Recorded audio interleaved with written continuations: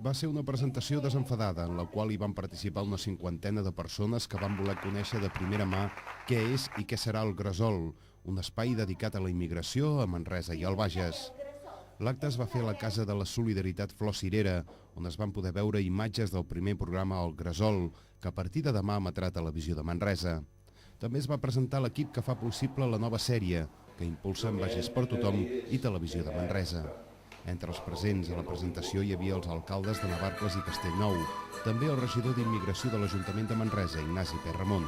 És positiu que una entitat i una televisió col·laborin per fer un programa i l'altre és que és positiu que es doni a conèixer la diversitat que té Manresa. De fet, el nom que li poseu al programa, Gresol, crec que ho expliqueu molt bé, és a dir, això és com una aliació que s'ha de formar.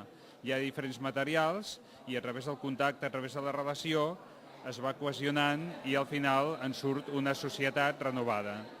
El Gresol vol aportar coneixement per superar estereotips sobre la immigració.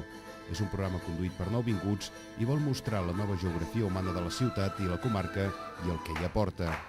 També era present a l'acte el regidor de Solidaritat, Xavier Rubio. És obrir a la televisió un mirall del que és la realitat manresana, bagenca i catalana.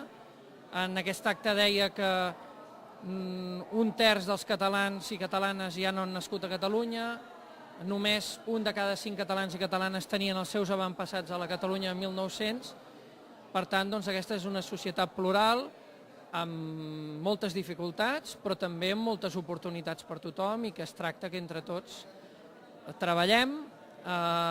Com deia l'Ignasi, que també era un eix de treball de l'anterior legislatura, el repte és passar de la coexistència, coexistim, compartim el carrer, compartim la feina, si hi ha feina, compartim l'escola, compartim l'escala de veïns, però de compartir, coexistir, hem de fer el salt que sigui un projecte compartit.